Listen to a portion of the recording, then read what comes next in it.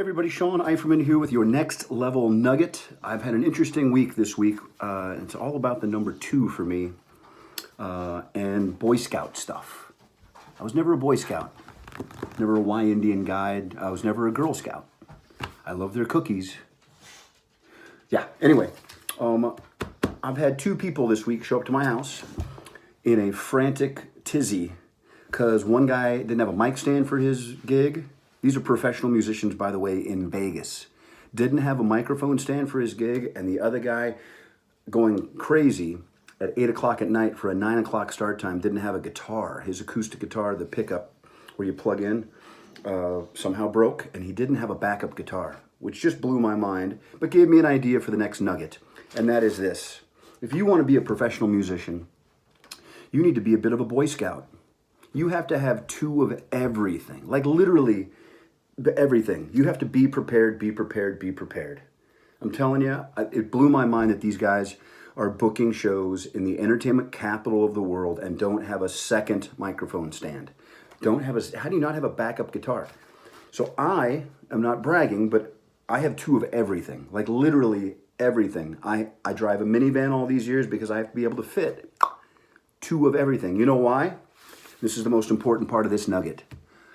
Because what something costs versus what something is worth are 2 completely different conversations. Let's say, I'm going to use my own example. I use the Bose 4-channel tone match mixer, and they're like $600. That costs $600. What's it worth to me to have a second one if my first one goes down in the middle of a show and I can't finish that show? I don't get paid for that show. What if I have a mic cable that goes bad? That cost me $15 for another mic cable.